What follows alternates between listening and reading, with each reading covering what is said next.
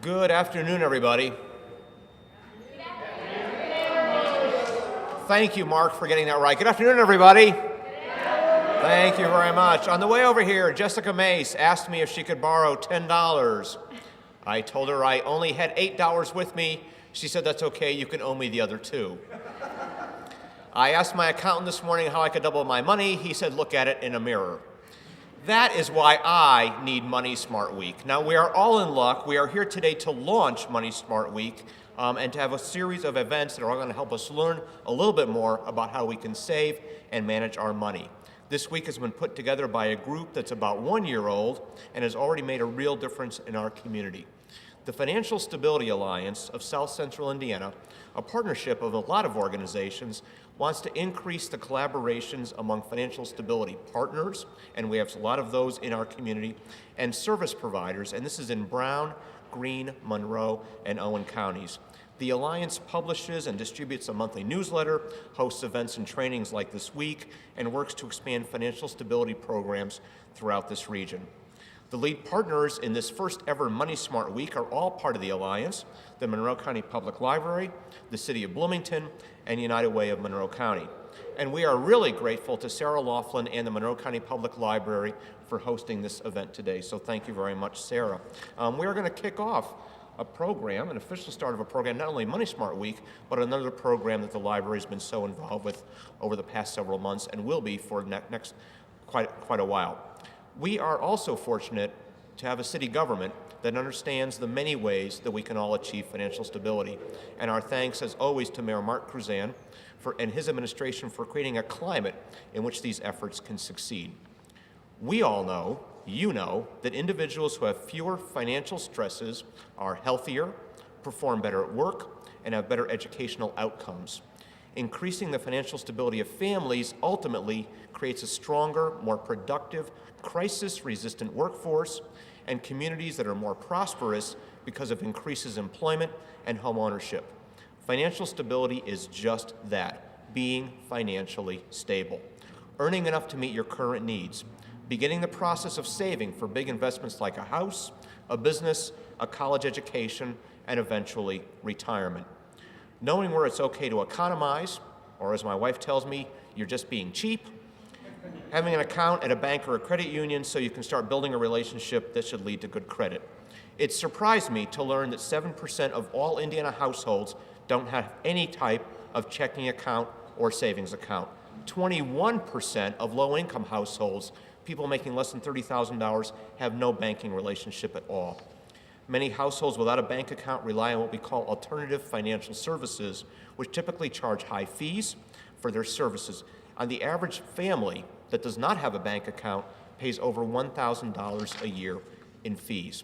We have Bank on Bloomington that can help people and is helping people get that first account or a new account if the last one didn't go so well. But we are here to begin Money Smart Week. This week is full of fun and interesting events that will make us all a little bit more money smart. And we owe a great debt of gratitude to people like Jason, to people like Jessica, Ashley, Nicole, and a lot of others for putting this week together. There is a lot more information, as well as I'm sure a photo of Jason somewhere on the website, and a complete schedule online at money.mcpl.info. That's money. You should know how to spell money.mcpl, Monroe County Public Library.info. The next event for this week is actually tomorrow morning, right back here at the library. It's called Get on the Path to Financial Success. It's going to be a great workshop. We're going to get an early start on that path by hearing next from Mayor Mark Cruzan. Mayor Cruzan has been a champion for financial stability during his 8 years as Bloomington's mayor and many years before that. That support has enabled progress by programs run by nonprofit agencies, as well as the city itself, like the Housing and Neighborhood Development's Home Buyer Program. And in case you didn't know, the mayor is important. And I will tell you how I know. If you read the Twitter account for It's Your Money Smart Week, which is Your Money MCPL, this is what it says. This is what it says on this announcement of today's event. Join us in the MCPL atrium tomorrow, that's today, at 4 p.m. for the kickoff for Monroe County Money Smart Week. Period. The mayor, exclamation point. Food, exclamation point.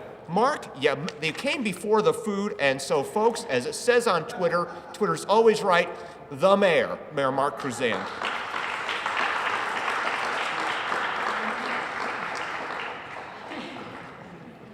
Barry.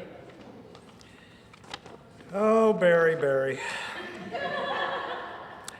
Barry is,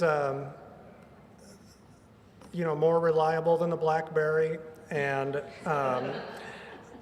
this is a serious note. If you want to be a part of good things in Bloomington and Monroe County, you want to follow Barry Lesau in United Way, because every time I'm a part of one of these events with United Way, you'd really get a sense of what's important in a community and helping to define community. Barry mentioned Jason, and I think we really need to have a round of applause for his artwork, which I just found out that he did, the pig. He told me the closer I got up to it, the less impressed I would be, but that's not true. I continue to be impressed.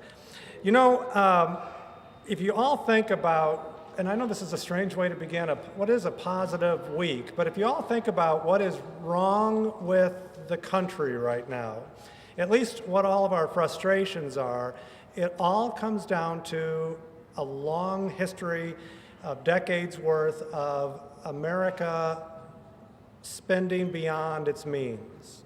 Whether we take that as a personal problem, whether we take that as a government problem, whether we take that as a corporate problem, whatever reasons, all of us have been living beyond our means. And the biggest problem, I think, if you just go down the street and look at the Occupy Bloomington protest that's going on, which reflects the discontent throughout the entire country, all of that is based on the frustration that all of us feel. What are we supposed to do? How do we get ourselves out of this mess? And I think that frustration that we can't rely on government to help solve that problem, we can't rely on our private sector to solve that problem, and who's making these decisions? The one thing we can, and hopefully we will get through all of this, but the one thing we can do now is to take that, each one of us, to become that problem solver for ourselves, to not have to rely upon those institutions with which we are rightfully skeptical, but to decide for ourselves that we are going to be financially stable. That, to me, is why this is so important, why I appreciate the fact that all of these disparate groups in town, who all have their own roles, you all have your own missions, come together to empower people to achieve their potential. I mean, it just does not get any better than that. Marilyn Patterson here with the Housing and Neighborhood Development Department, that's her career. That's the career that most of you have taken on to help improve people's life and add quality of life like this library does, this institution that made a decision. It made a decision to stay here at this location despite a lot of challenges, and mostly parking related, space related, dollar related.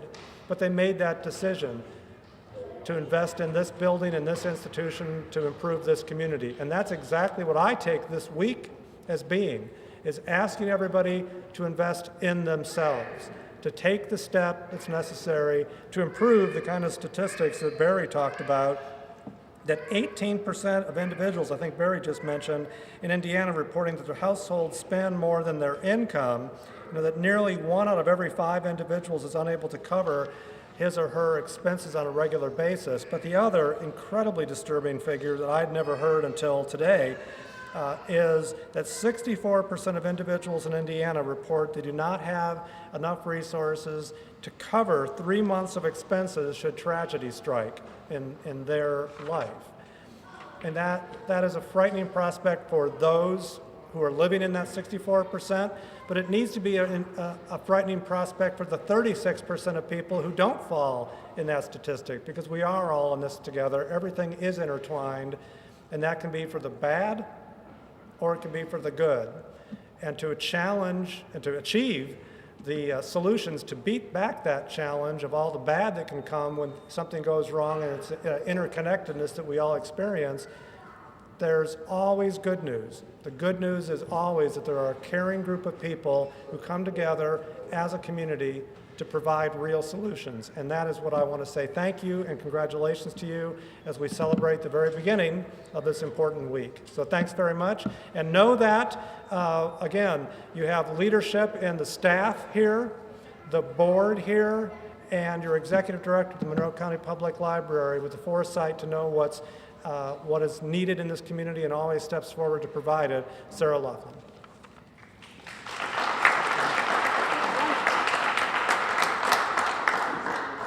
Thank you very much. It's my job really to bring us back to what's going on with Money Smart Week. But first I would like to say thank you to the mayor and to Barry for coming and representing United Way, because both of them are very important partners in helping us get the word out about Money Smart Week.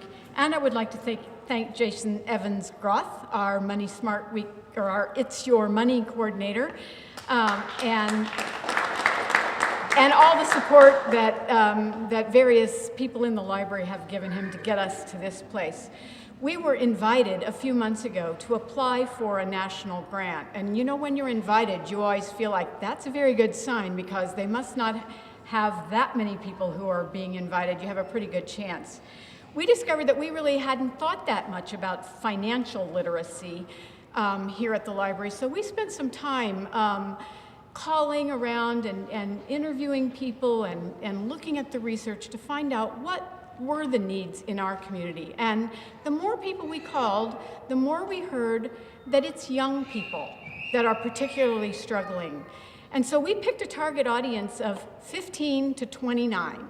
So think high school, college, 20-somethings. It's a period of very dramatic change in young people's lives, going from living with their parents, being at home, being in school, being tightly supervised, to taking charge of their own lives, including their own financial futures.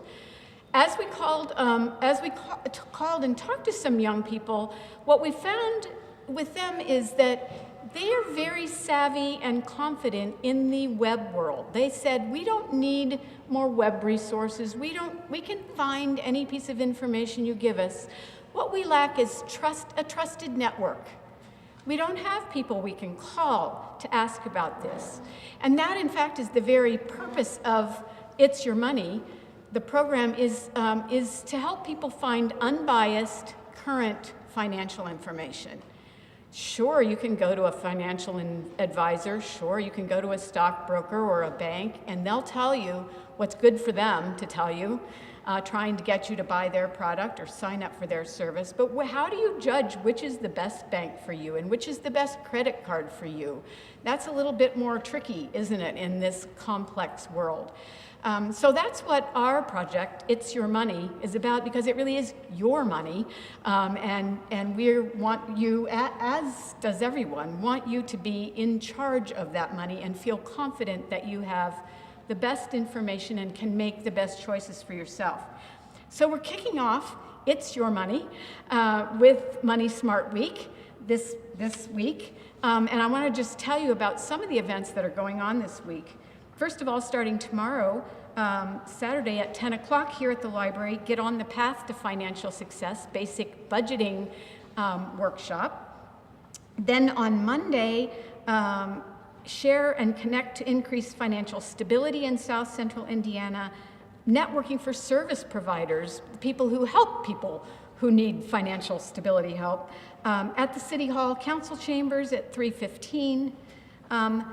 Financial Fitness, It's Your Money, Financial Fitness on Tuesday at 7 o'clock here at the library.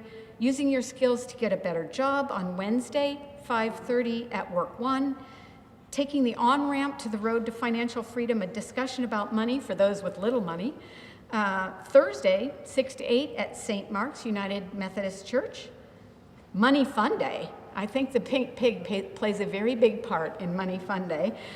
Friday from 9 to 6, where I think here at the library we'll be answering your questions, and it's kind of a money scavenger hunt, so do drop by.